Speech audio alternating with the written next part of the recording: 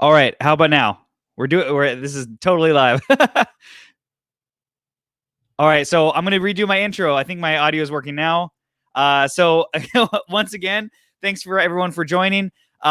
This video is gonna be my predictions of the 2021 gravel bike trends, and that is gonna be basically going over these 4 topics you're going to see here. I even made a PowerPoint, people. So this is obviously super legit. So number 1, we're going to be talking about the new variety of gravel bikes. I think originally when gravel bikes came out, they were just kind of all over the map. I think a lot of companies just kind of made bikes to make bikes that they thought was gravel. So I think there's a new multiple subsections of gravel bikes that we're going to be discussing. Then after that, we're going to be talking about more integration. I think that's going to be multifold as far as hard components as well as soft components for bikes. I think some of the trends you're seeing in road bike tech is going to slightly trickle over to gravel.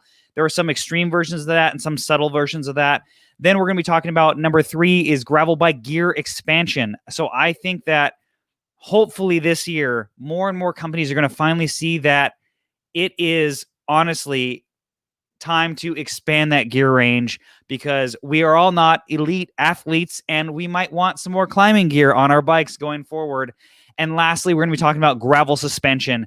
I think that this is a real hot topic, that there are innovative companies that are out there currently, and I think there's going to be more and more options going forward, and potentially more into OEM going forward as new models get debuted in this year potentially. So let's just chit chat for a few minutes, let people kind of trickle in. Obviously, the hordes of people who are anticipating this video will be watching. So everybody, thanks for joining in. The few of you that are here already, I really appreciate that. I bumped the time frame a little bit up so that basically hopefully more people who are getting off of work, we're still working, unlike me, besides doing the YouTube thing, can join in. So I think that, again, this whole video is going to be, if you're watching this live or watching this later, is going to be about these 4 main topics. And then I'm going to be busting into a just general questions and answer with everybody who's in the chat. So if you are watching my live stream, I really do appreciate it. Please make sure to give this video a like. And I highly doubt you're unsubscribed if you're watching this, but if you are, please subscribe. Apparently 70% of all my viewers of all my videos are unsubscribed, which I find, not okay. So I really appreciate everybody for joining in, and let's get into my presentation. So the first thing we're going to be going into is the obviously new variety of gravel bikes. So the first variety, I think that's going to be really hot, that's going to be new, and not new, but more expansive this year, is what I'm calling monster gravel. That's going to be your bikes that are going to clear that beyond original tire size of the 650B by 47. I think these bikes are really going to expand the market. I think they're going to be more prevalent. And these are 2 very different examples of those. This is the Salsa Cutthroat that you're seeing at the top there in white. And then you're seeing the Flanimal version 5 at the bottom there in black. Now, these are very different opposite ends of the spectrum, and I wanted to include these specific ones for a reason. So the Cutthroat has been out for many years, and it's a killer bike. I've seen it in person. My buddy Kyle owns one, and it is the 29er or 700C, monster gravel bike. I think that's basically it. There's very few that clear the tire that this bike does that isn't just basically a 29er mountain bike. So I think this definitely separates itself into the market. It, I believe, clears up to a 2.4 29er setup. So this is going to be your fast rolling monster gravel bike. It's carbon fiber. It's got, with the new year, they did a lot of the integrated bag mounts into it, which we'll be getting into our second topic. And this is the main reason why. And then you're getting into the Flanimal, which is just been updated from Rodeo Labs.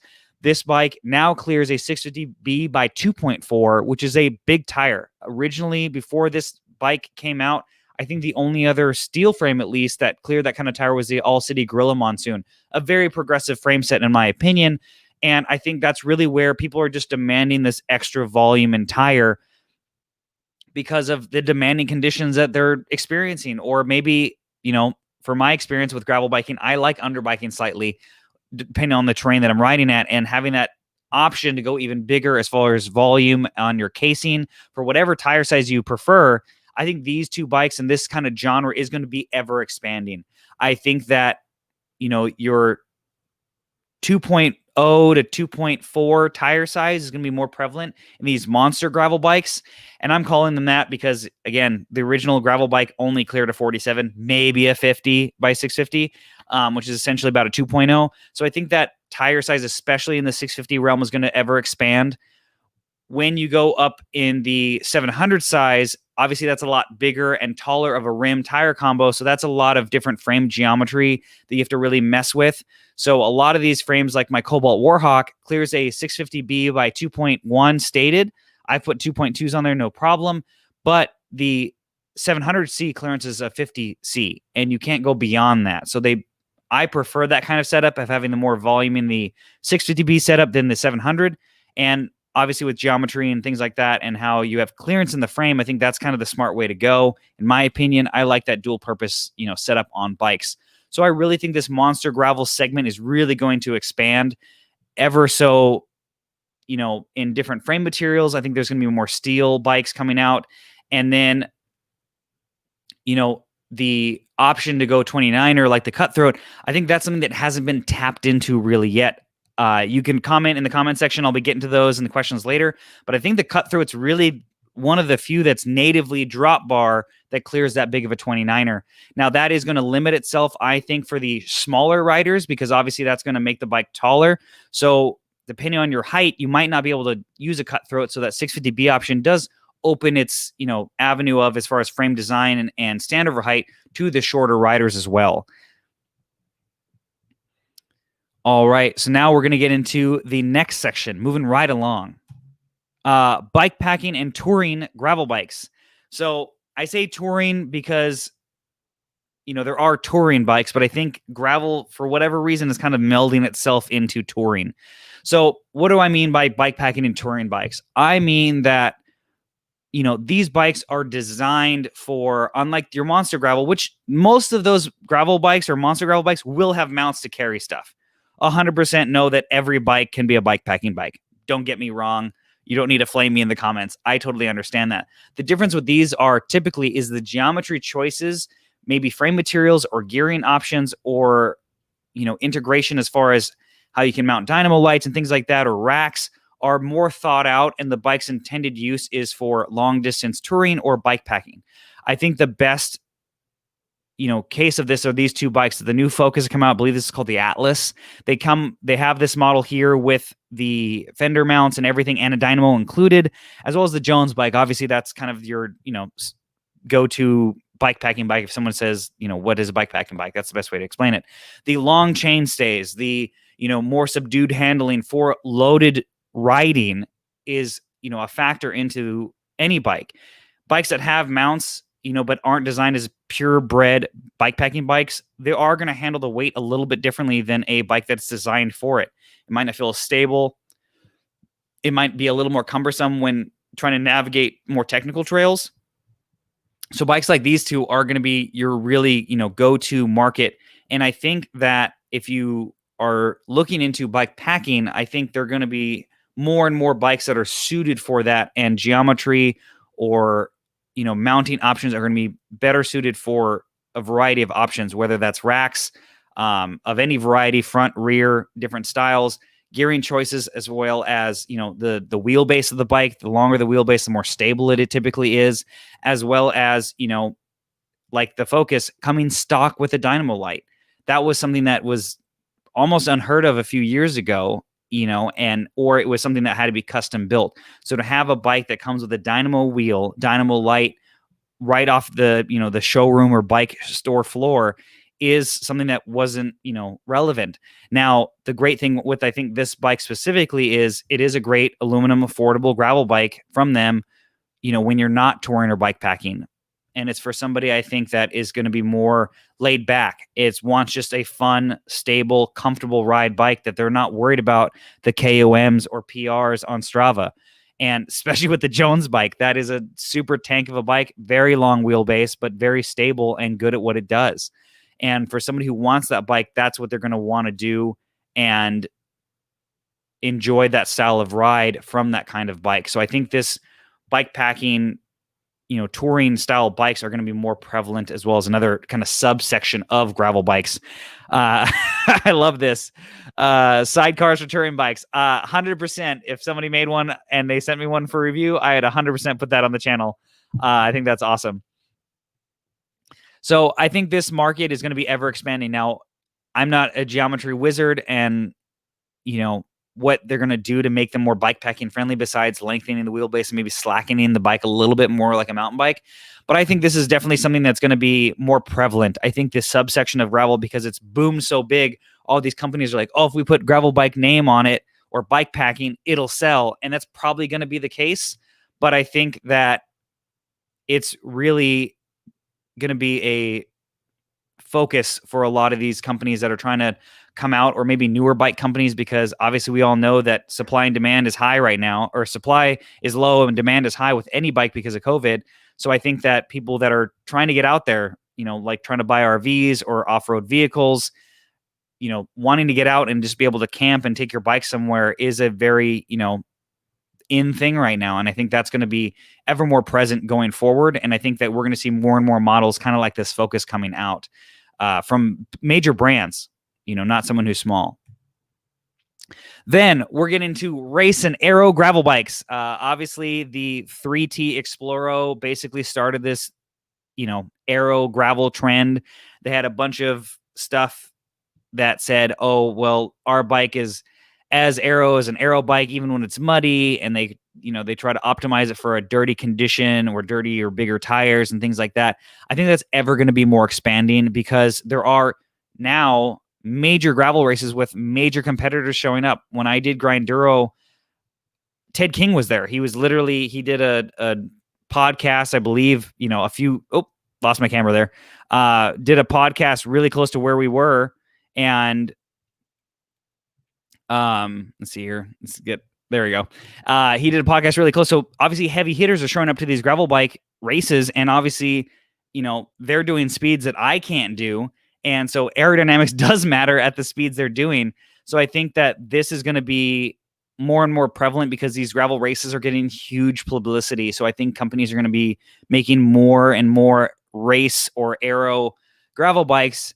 And, these are two great examples. Is this Cervelo, I believe it's a Sparrow, and the Ridley Kansas Fast, both Aero, or race bikes. The Kansas Fast is definitely an Aero bike. You can see it in the profile. It's all integrated cockpit. It looks awesome. It doesn't clear a bunch of, a huge tire. I believe it clears a 42 or maybe a 45, so these bikes are going to be the setup that most guys are going to run. If you looked at any of the heavy hitters at Grinduro when I was there, they were riding like 40C, maybe 42C tires, because they have the skills to pay the bills. And so, or like, this is great. Pay my bills. This is great. So these are things that are factors for, these people. And it does make a difference when you're at that athlete level. So I think for your people who are coming from road that, don't think they think a 40C tire is massive, where to me, a 2.2 is big, and so I think that's really where there's going to be that innovation. Unfortunately, because of, everything that's innovative right now it's for the racer, unfortunately. And I was hoping gravel was going to kind of deter that. I understand the race and Aero versions of these bikes for the racers, but I hope that more and more of these companies that are getting into gravel bikes also think about, the average person or the average, cyclist going forward, because, these bikes are really tailored for those kind of events. Now, obviously, somebody at my skill level versus somebody who's really skilled at, bike handling, they can handle the crazy Grinduro or whatever, or dirty Kansas terrain on a small tire. I unfortunately cannot. So this would, be great for someone who is coming off a road bike, who doesn't think they want massive tire, or has more hero gravel or, easier terrain in their area. I live really close to a lot of mountain bike style, terrain and trails. So I want the bigger tire to compensate for my lack of skill. And so that's something where I do appreciate these bikes and I get it, but I think that the focus should be more on, for gravel at least, the fun side of it. But, no matter what, because these events are getting big publicity, you're going to see more innovation on the race end side of it. Then we're going to get into, obviously, flat bar gravel bikes. And as you can see here, we have, the two most infamous flat bar gravel bikes on the internet. It is the Diverge Evo next to the vastly superior locked-in special Poseidon Redwood flat bar into the Poseidon, what I call the Radwood conversion. And I think this is going to be something that, I made it my cheeky little title about that build series being my gravel bike into a 90s mountain bike. That's kind of what it is. It's a fully rigid, bike. It's got a flat bar. It clears a decent enough tire. And I absolutely have had a blast with that thing. And it is basically my more capable rigid mountain bike in my fleet. Right now, it's the Warhawk, which, as far as max tire goes, for anybody who wants to know, it's 700 by 50 and a 650B by 2.1 stated, where the Redwood clears a 2.1 700, which is about a 53, 54, I believe, and then clears a 2.5 stated 650B. So way more clearance than, my Warhawk gravel bike does. So this thing's been a total blast. If you haven't seen that series, please make sure to subscribe and go watch that after this live stream or when you're watching this, later down the line. So that's been something that has been a really fun project. I think this category is going to be something that's ever going to be expanding. It's basically just like, unfortunately, someone's going to say it, a bigger tire hybrid, but it's obviously a little bit different as far as geometry goes with that. I think these bikes are going to be more accessible for people who just want to experience gravel. They don't want to commit to a full, mountain bike or full suspension bike. Obviously, these bikes should be cheaper because depending on the frame material, you're not paying for suspension. Suspension forks are obviously a lot of money. And so to not have to do that and get into something that's more capable or has a bigger tire for comfort, even for street riding, riding a 40C slick or bigger, is something that, or a, 650B by 2.0 slick, something like that for even a commuter setup would be ultra comfortable. So I think this is going to be a market that's going to hopefully expand so that people who are maybe afraid or think that, drop bars are uncomfortable, because there's a lot of riders who just don't want to do it and they just think their back's going to hurt. And that does happen. I think this is going to open them up into, hey, let's get off the road. Let's ride, some beautiful parks or places or wherever, and, have a more capable bike that is more stable, that is designed for, more uneven surfaces. And I think that's going to translate well to the street as well as for commuters. Instead of buying a hybrid, I would 100% buy something like this because it's more dual personality and more comfortable because, again, the tire volume. So I think this segment is going to be growing. I think this Diverged Evo was Specialized being Specialized, but I think people are going to follow suit because when Specialized does something, usually a lot of people copy it. And so I think that this option, and there are some other options from other companies that are smaller, I think this may be more and more prevalent, especially with most of the, gearing options or drivetrain that they're choosing. There usually is a trigger shifter option in most drivetrains. If you look at SRAM with their, one by rear derailleurs, they have a trigger shifter, option for Apex, I believe. I don't know if they have a Rival or Force one, but whatever. Shimano's obviously got one for their mountain derailleurs. So I think there's going to be a lot of easy way for major manufacturers to simply add this as an option because the parts are there. It's not like they have to come up with something or wait for the drivetrain manufacturer to make a trigger shifter or grip shifter to be compatible with what the road or gravel gearing they're putting on these bikes. So I appreciate everybody joining in. Like I said, I'll go through all the comments near the end part. So if somebody's watching this and they just want to see this part of the trends, we're getting through that first. So then we're going to get into gravel e-bikes. So this obviously is an ever-expanding market. The reason why I wanted to include this is not per se that there's not a lot already out there, because I think there is a good amount. Obviously, you can see here, this is the Cannondale Topstone Lefty Evo, or Lefty e-bike, and the ever famous Canyon Grail e-bike. I think that if it was me and I was in the market for a e-bike to use as maybe a commuter as well as a gravel e-bike, for me, and I could be wrong, I don't know if anybody has one out there. If anybody does, please put it in the comments that are live or in the comments after this video posts. There are, I essentially call it two classes of e-bikes. There's either the mid-drive motors like you have here on these bikes with the big batteries. So you see the big motor that's mounted in the drivetrain by the crankset with a big down tube integrated battery. Now I know Focus and a few other brands have road bike mild e-bikes is what I like to call them, where it has a rear hub drive motor and a smaller battery. It's just basically there to assist. Let's say it adds an extra 100 or 200 watts depending on what your output is in the motor, that kind of thing, compared to the wattage that these mid-drive motors can put out. Now obviously these are going to have more torque, be better, especially for the really crazy gravel climbs, but I wonder if this is going to expand into that mild e-bike, because for me, the mild e-bikes are a lot lighter because they're essentially just a rear hub motor, as well as you could basically, depending on how they integrate the battery, remove the battery and swap on a regular standard wheel and save a lot of weight to make that bike very, normal, let's call it, or non-e-bike to use, and save the weight overall. Because obviously we all know e-bikes weigh a lot more. And I think that's a more attractive option for somebody who wants to use it, where if it's their standard bike and they don't need the e-bike function for whatever reason, they can simply remove it with just a wheel swap and a battery removal and cover. And then when they want it, or maybe they're doing a terrain or an area they don't know how steep or crazy it's going to be, you can slap on all that stuff real quick, connect that, cable to the rear wheel, put the battery back on, and then get going. So I think that potentially could be a new resurgence for, this kind of gravel bike, which is everybody's, N-1 in my opinion, where it kind of fits all these different models. I think making an e-bike to do that as well fits. I don't know if that's going to happen. I understand wanting the bigger motor and bigger battery for the torque, because obviously if you know e-bike range, the more you climb, obviously, like anything else, it uses more energy, just like it would be for you climbing versus riding flat. So I understand this, but I wonder if anyone's going to segment into the kind of mild e-bike as an assist to just kind of get you through or get you up that crazy steep climb. Then you turn the battery off and you coast down. So I think that might be something that may happen. I think it'd be very interesting. That's something that, like I said, would be attractive to me.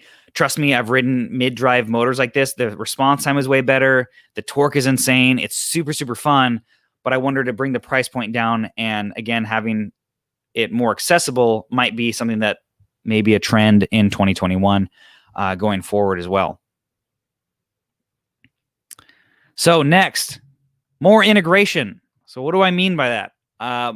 Integration, I think, going forward is going to be, multifold, but I think these are two easy examples, is the Salsa Cutthroat, or just Salsa bikes in general, with their integrated frame mounts. So basically there's bottle bosses essentially all inside that main triangle that they have these little thumb screws, I should have put a picture of, to screw it in. You can obviously use bolts as well, but I think this is going to be ever expanding, because it's just it's hard to make a standard for this, because obviously the only standard for bosses is basically the distance between your water bottle bolts. So I think if they did that and spaced it accordingly, you could kind of get a standard. Most of these mainstream, manufacturers have the capability to do these soft good or integrated custom frame bags for obviously a lot less money than going the full custom route. And having that kind of, bolt on and bolt off integration, I think, is a great way to, make it more stable, less straps, easier to integrate, other kinds of bags. And I understand the appeal of, your generic bags that fit on multiple bikes. And I think that's great. I have some for me as well, and I love them. But I think this is going to be something that's going to be going forward of, more built-in stuff that's going to directly mount on with integrated mounts or things like that. There are a couple of different brands who have stuff like that. Curve has those, bags that kind of slide onto their own designed racks. And there's a bunch of different, companies who make bags, but I think their bag integration, especially from OEM, is going to be more and more prevalent. I think Salsa kind of proved it with this, system. They have basically the exact custom frame bag for whatever size frame you're running. And I think that's going to be something that's going forward, at least for frame bags, going to be, more of a standard option for more OEM brands than these boutique brands. I consider Salsa somewhat boutique because they're a lot less volume than your, Giant, Specialized, Trek, anything like that. I think more of those big brands are going to start following suit of stuff like this, as well as you can see this little red picture here. If you don't know, that is a Specialized Diverge. That is a SWAT box. That is honestly the killer feature for me for wanting to get a Diverge. Is basically, if you don't know, there's essentially a little flap underneath your down tube bottle cage that opens up, and essentially, if you don't know, now you know, most of your frames are hollow tubes. So it's just space that you're not using. So Specialized created a little hatch, quick release door essentially. And what you can see, the hand there grabbing is a little baggie with a little pull tab that literally just slides inside the down tube. They have, I believe, 2 different sizes of that, depending on the frame size or how much carrying capacity you want. But that's awesome. I think that's just like, why not use the space that's not used in your bike? And you can easily store all your, your saddlebag, accessories in there, and you're keeping it away from any dirt, debris, water, anything. If you run a dropper on your gravel bike, you're not worrying about it getting, the saddlebag hitting the rear wheel or anything like that. So I think this is just a super simple, easy way to use that area. And one thing I've always wanted to ask, and I've never seen it in this bike in person yet, is if you can shove one like up, like the other way. So you could have, the standard one, facing down, and run one up the down tube. I don't know if they have clearance for that or where the cables are at or what, but I think this is just a super easy solution. They've probably already patented this, so no one else can use it. But I think that these kind of innovations or storage solutions are going to be, hopefully something that's going to be, moving across other brands, because I think this is just super smart. And why not use it? Because it's a space that you wouldn't use anyway. So why not fill it with stuff? And you also are keeping the weight very low and centralized. So I think that's going to be, obviously, no matter what, I don't think a pound at your saddle versus the bottom rack is going to make a huge difference. But, lower center of gravity for your car or your bike is always a good thing for handling. Now we're going to talk about gravel gearing. So this is going to be where I hope things happen for this segment. But you can see here 3 main things that I wanted to discuss. This is Classified's rear crazy hub that I'll get into in a little bit. That's on the Ridley Kansas Fast. The new Campy gravel gearing, and this is SRAM's Force Wide rear derailleur. So we'll get into each one individually. So first is the Classified rear hub. If you don't know, that is essentially a planetary gear system to essentially give you a 1x drivetrain with 2x range. So what it essentially is a wireless little transmitter you get to basically change essentially from like your small ring to your big ring, is what it would feel like if you had a 2x system with a 1x drivetrain, meaning you get the clutch and the simplicity of that, but you get that, more tighter gap in your gear ratios because you have the 2x, setup essentially in the planetary gears. So you can have all the complete convenience and simplicity and, clutch of your 1x system, because you can't run a clutch derailleur with a 2x or a real one like you have on your mountain bike. But this gives you all the gear range of the 2x. So it's kind of like the best of both. Obviously, this system is very, very new and very expensive, but the theory is this would be something that you can pull out, and if you build multiple wheels, like say a 650 and a 700, you pull out that piece that you see the hand holding there, and then you would just slide that into the other wheel. So you don't have to technically build the ultra expensive hub into every wheel. You just have to build the shell into it. So that is something that I think there's hopefully more innovation into, because I think that gear reduction either in the bottom bracket or in the rear hub is very interesting to give you that, dual personality or dual range.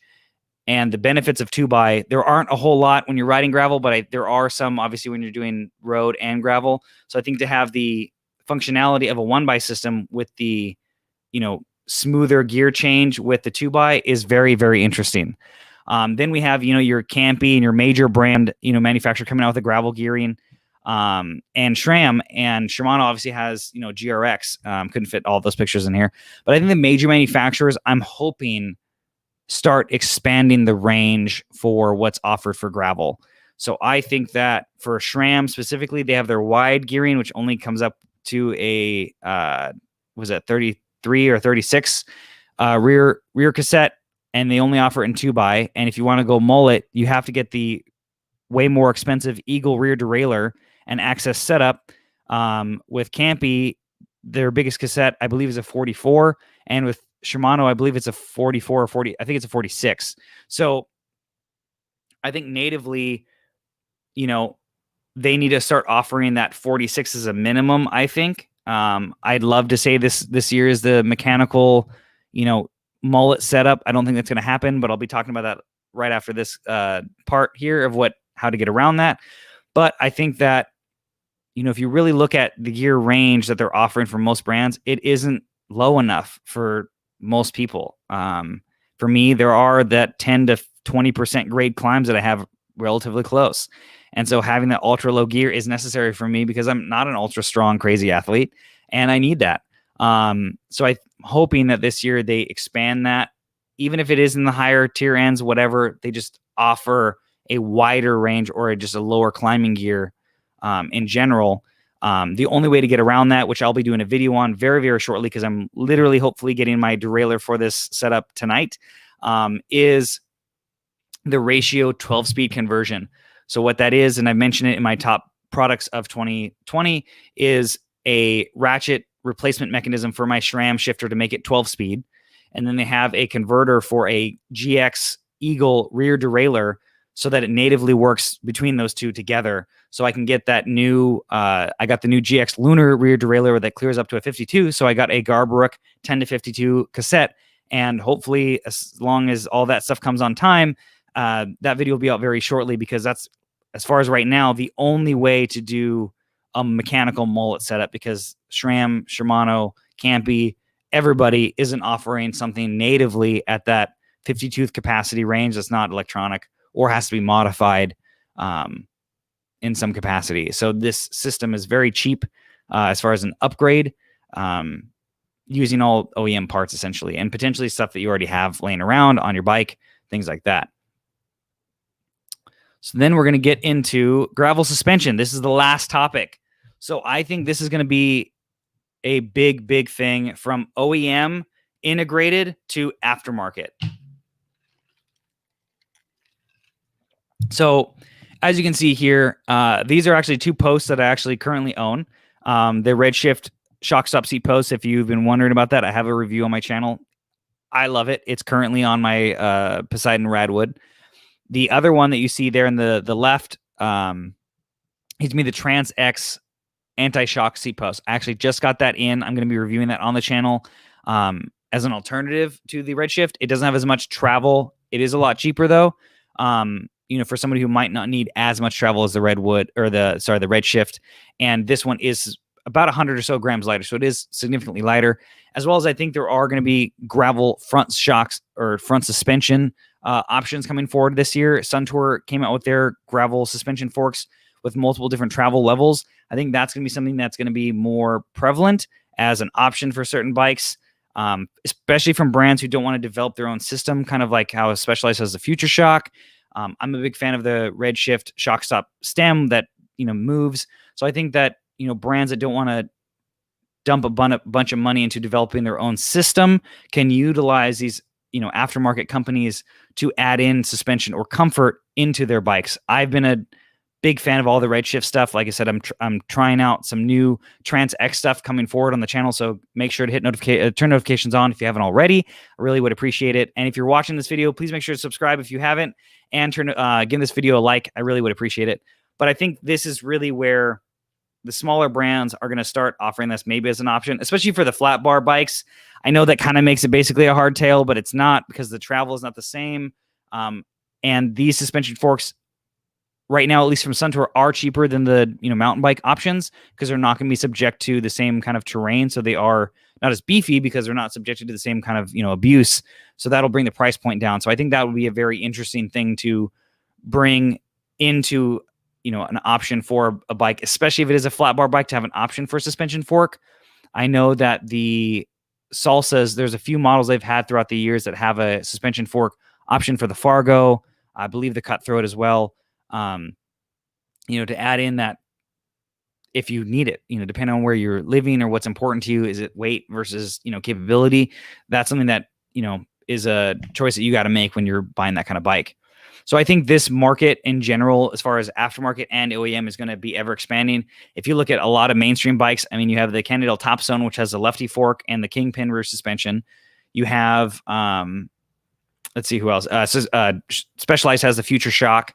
BMC has their like a little elastomer in the rear section of their seat stays. I don't remember what it's called.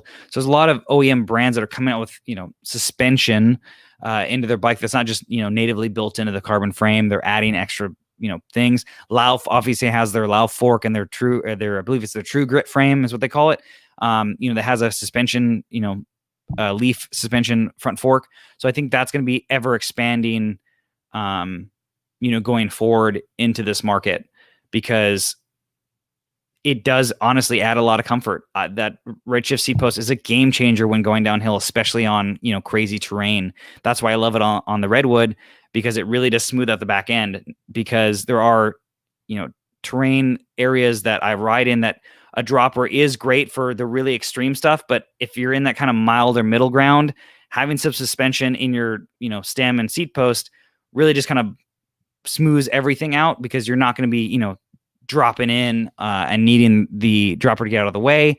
And I have a video I'm working on for everyone who's been watching this so far that will be out either tomorrow or next week for how to quickly swap a dropper to a standard or rigid seat post, because I'm finding myself needing to do that more and more often, depending on where I'm riding with the Redwood, because again, it's kind of my pseudo mountain bike. And so that's something I think that, I really notice the ride quality difference going to a rigid dropper.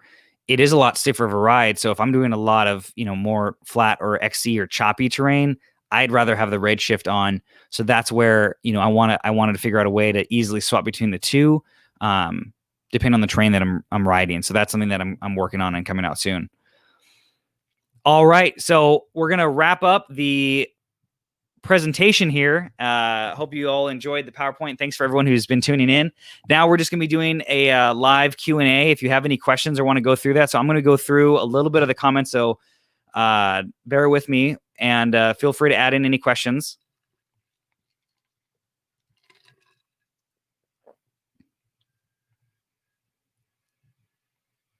I love this. 2020, everything is more expensive. Yes, I think that was something I was, I wanted to mention topics in this video of things that weren't talked to death by other channels, to be honest. And obviously with everything going on, again, like I mentioned, the supply is low, the demand is high, and it is going to cause an increase in just bike costs in general. There are a few brands who said they aren't going to increase price. I saw that Focus said they weren't going to, but I get it. I mean, everything's just more expensive because it's harder to get, so you got to pay more for it.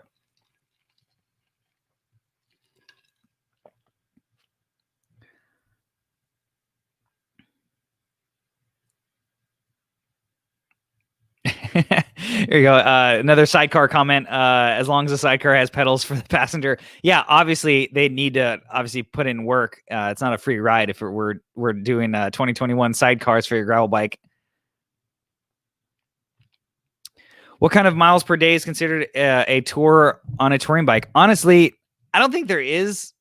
I think a tour is just something that you do because you're going long distance, or either the distance is super long and it's gonna be multi-day. I'd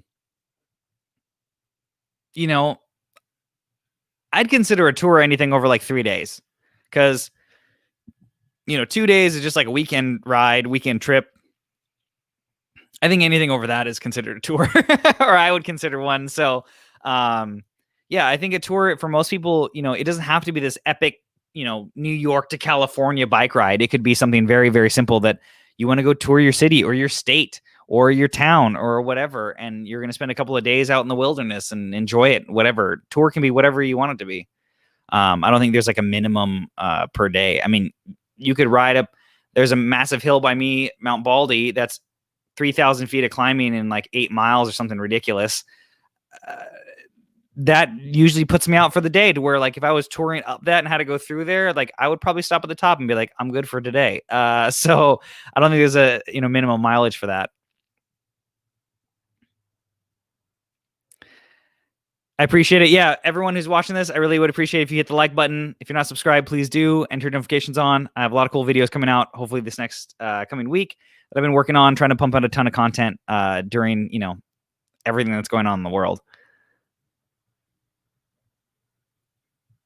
Let's see. Want a gravel bike, barely have time to do road. So gravel bike may just collect dust. Wife and kids always ruining my bike life. Ruining my bike life. Yeah, I mean, you know what? The only nice thing with the gravel bike compared to a road bike is you can still ride on road. And, you know, there's been times where I've ridden a road ride, quote unquote, on my gravel bike and be like, oh, that looks cool, like trail wise. And then just like hop off and do a little detour and then go home.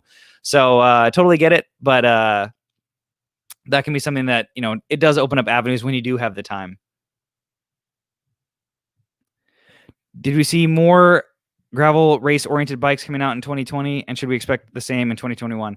I think we're going to. I think if you look at everything on the road category, like look at the new Tarmac.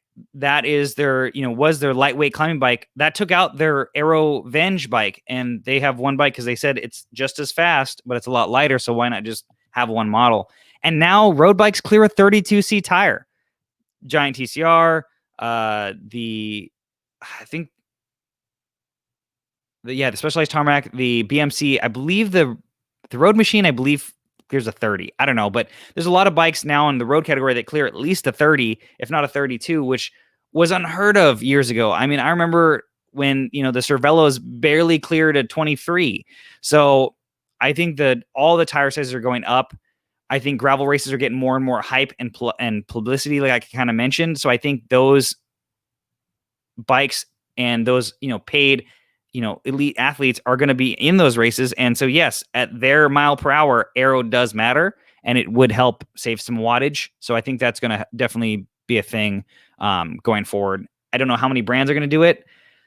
It probably just depends on what kind of riders they have, if they're currently doing, you know, those kinds of races. That's awesome. I live about 1.5 miles away from the Paris-Roubaix gravel race. That's rad.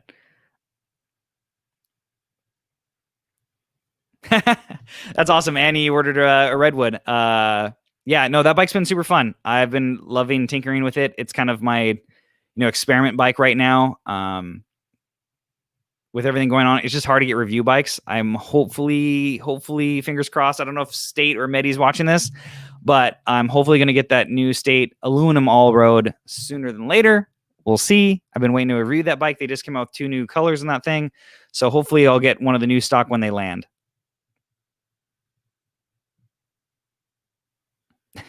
26 bikes for life. Yeah, I think 26-inch. I don't think anything's going to be natively 26-inch again for a while, but I think the option, maybe manufacturer saying it now clears a 26 by whatever tire, I think may be a thing. But yeah, I unless it was a real small boutique manufacturer, I don't know if we're going to see a 26-inch like brand new bike. Yeah, like I mentioned, I think gravel suspension, you know, is going to be a thing.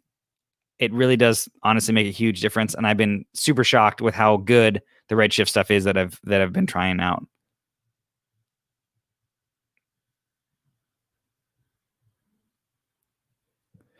SWAT box equals stash bag. Yeah.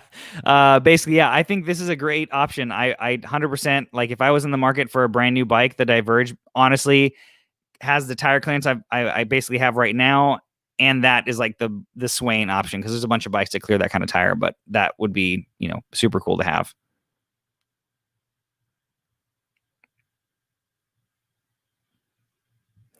So thinking about going 1x10. So honestly, like I've been on the Advent X setup for my Poseidon Redwood, which is a 1x10 drivetrain, if anybody doesn't know. And honestly, yeah, for off-road, missing those few gears, it's whatever, because, you know, the terrain's ever changing. So you're less likely to like want to incrementally change the cadence. It's usually like you're riding a trail and then, oh, there's a hill, and then you slam a couple of gears. So I like the 10 speed right now. I have another video coming out for everyone who's watching. You get the little bit of insight what's coming on the channel. I have it where I took my 11 speed Zito 950 cassette and put it on there, and been testing that out to see how it works. And it's been working fine. I basically just eliminated the 11th gear out of the with the limits.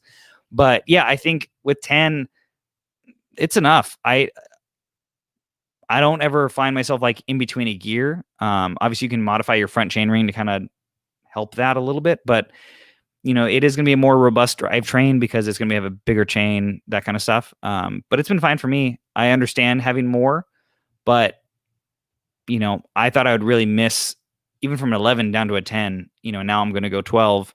But for that kind of bike, it's totally fine.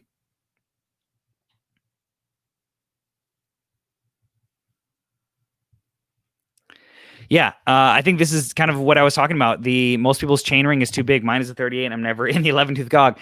So yeah, I mean that's why people have made fun of me for my bike setup. Like my Warhawk was on a 32 front ring with a 950 rear. Now, granted, with the 9 tooth versus an 11, that basically makes that 32 like a 38 11.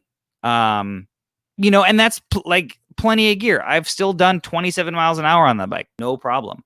So I think that that's something where a lot of brands need to understand that I'm running a 40 tooth or a 42 tooth chainring on my road 1x setup. And I may be doing a live stream about what I've learned from basically riding 1x for a complete year for road and gravel and what I've learned. Comment below if you want to see that. But realistically, like, yeah. And that is only on usually downhills or if I'm in a big group and we're just hauling ass and I just don't want the cadence to be super high. So I think that, yeah, your front chainring, anything over a 38 for most bikes, you know, that aren't like top tier where they assume their elite racers are going to be at, like, yeah, doing over 25 on gravel, flat or downhill for most people feels fast because it's, you know, not as smooth as it is on road. So it's going to have that sensation of speed more so. Yeah, perfect example. Yeah, you usually when you're going that fast, you're coasting anyway. So most people aren't going to use it. You know, so I think that's where the trend with even road, where you're seeing those micro compact front chain rings, you know, you're 5339, and then they had compact, which is 5034, but now they have 4832 or 4630. To give you that more climbing gear. If I was ever going to go back to 2x, I'd 100% get a 4630 front chainring, 100%, because a 4611, totally enough gear for me. The effective gear for my bike that they've ever run has been the most of that. I've had my Varco built with the 2x setup, and that had a 5011. Rarely was ever in that 5011. So I'd use the 11 tooth more if I had, you know, a slightly smaller big ring. So 100% agree with that.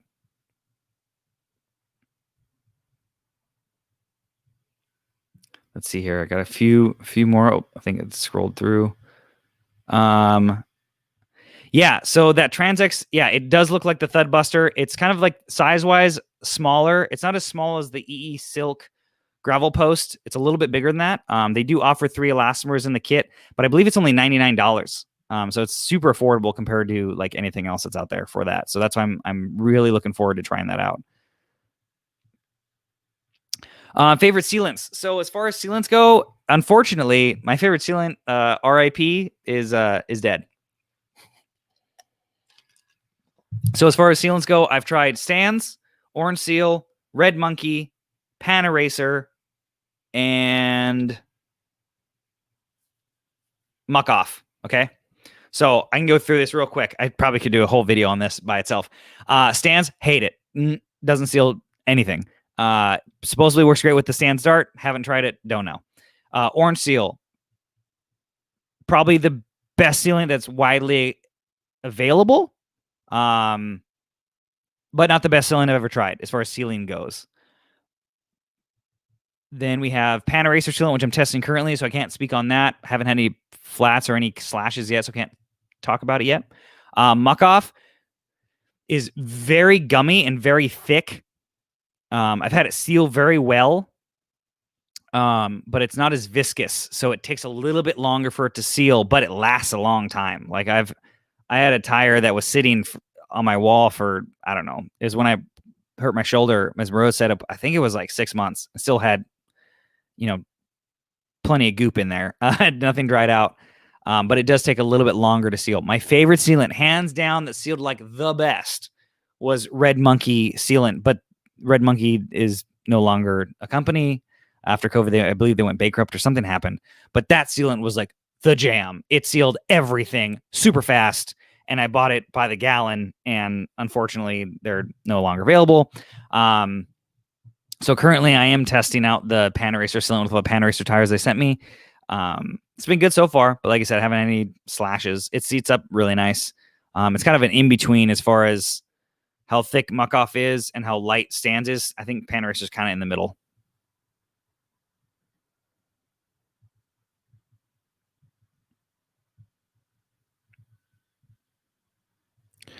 So your Redwood had an external dropper. Would an internal dropper work for the Redwood fine? Also curious if people have set up Redwood or Poseidon X tubeless, even though the rims aren't tubeless compatible.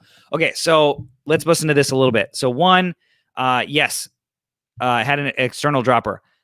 I don't know, to be honest. I don't think a internal dropper would work.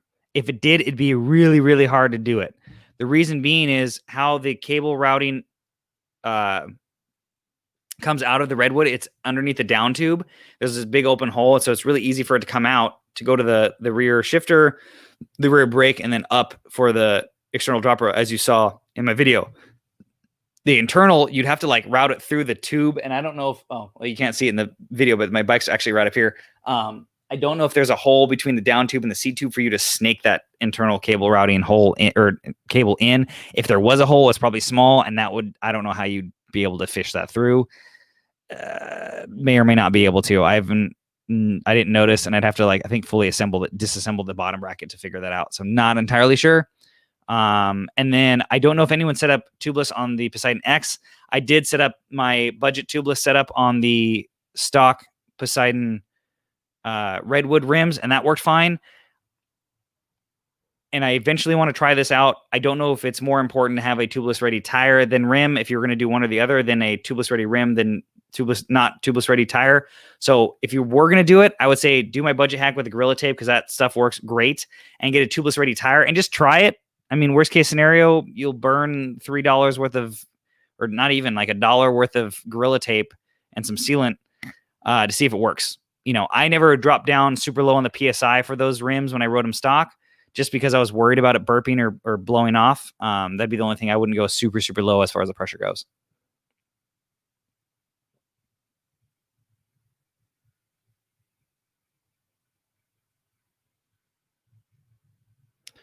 All right, looking through the comments here.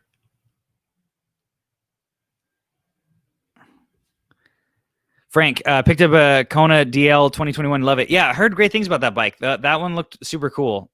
They've had some really interesting products come out this year, and I've really liked a lot of their stuff. And I don't have any local dealers, so I've never really got to see one in person or ride one. But definitely very interesting setup. And I think they're kind of following, their own kind of path. And I think that's separating them from the, major manufacturers, which is cool.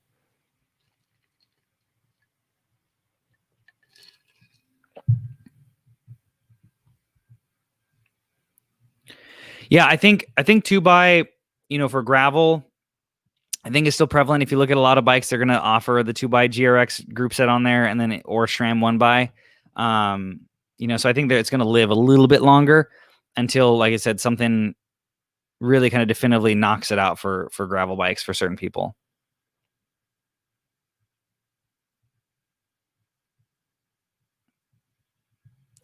So Bryce, if you're spinning out at that, that's where you increase the front chainring. If you're running 1x, I'm not sure if you are, there are other cassettes that are going to give you that 10 or a 9 tooth, on the gear. So if you look at E13 or some other aftermarket companies, they're going to offer you, a different cassette as far as the lower cog.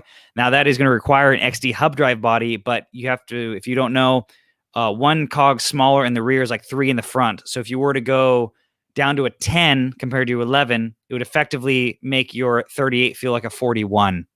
So, that would be like increasing your chainring quite a bit. So that's where you can really look at cassette options as well. If you want to keep that small front chainring for climbing, is to look at some aftermarket options to do that.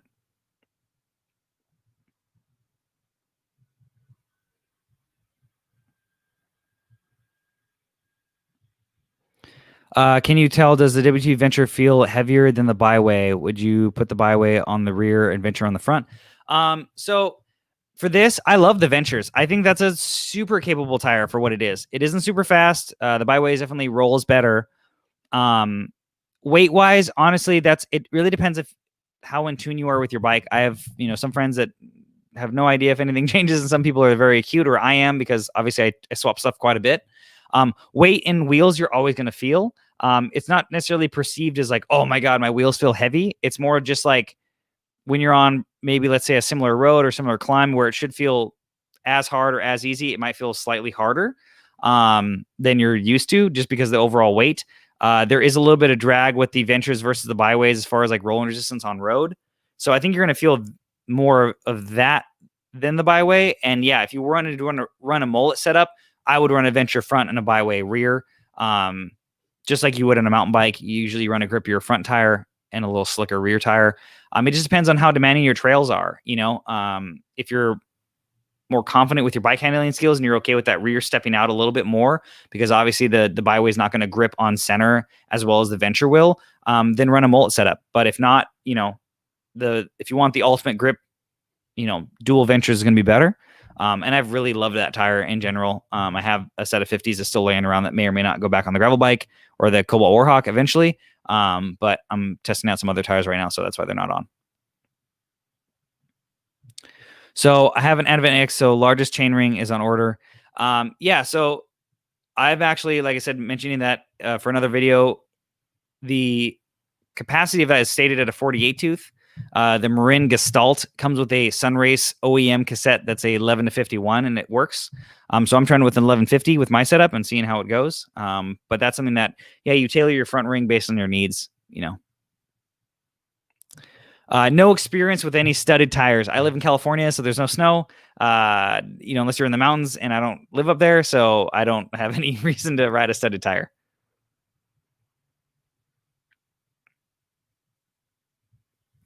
Any experience with no, I haven't ridden any Surleys, to be honest, like personally. I'd love to try out some more other products. My buddy Mario that you've seen in my videos, he's got a Surly Midnight Special and a Karate Monkey, but unfortunately he rides a lot smaller frame than I do. So I've ridden it like when I've helped him build it, but that's about it. So I haven't ridden anything at at length, but I'd love to. Right now it is hard to get review bikes from any brand just because, again, supply is low and they're getting bikes to customers rather than to people to review them. So that's something that, hopefully will get better eventually. I should have put that in the trends. Hopefully, there's more review bikes for us YouTubers, but that's something that I'd love to try more and more bikes out.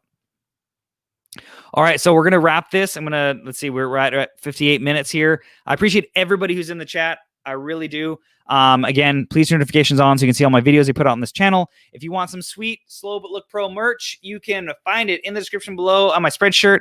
And Is My Bike Okay? I offer this shirt in a standard, which I'm wearing now, or a moisture wicking. The moisture wicking shirts just have the locked in logo on front and the Slow But Look Pro on the back.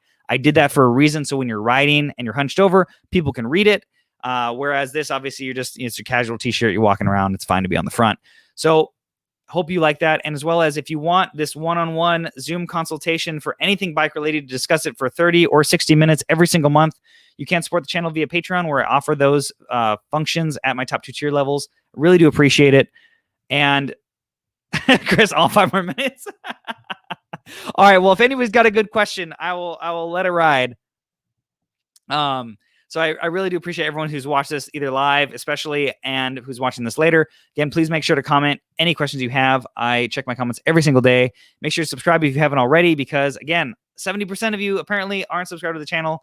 So hopefully you're all enjoying this content and everything I put out on this channel. This is my full-time job, unfortunately / fortunately. So it is something I really do enjoy doing.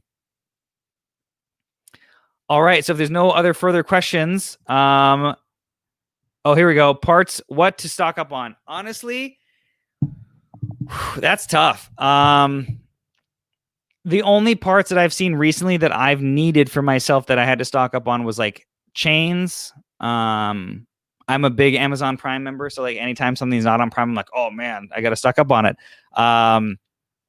So I would talk about any of your consumables, which is going to be your sealant of choice, chains just to have, brake pads. That's kind of it. The only reason being is obviously if you bust your chain, you're going to want to ride your bike, so that's going to hold you up. Brake pads, same thing, and sealant if it dries out. So those are things. And tires, that's a hit or miss thing. I'm a big proponent of, if you really like a tire set, like buy an extra. So if you're buying like 2 tires, like brand new sets, and you really like these, buy a third one just to have. So if you do slash one, you have one on deck, ready to go.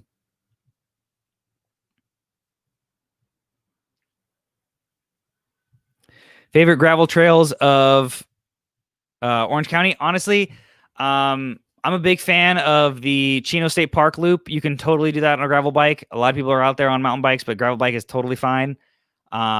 Santiago, Oaks Park, Peters Canyon, those are fun.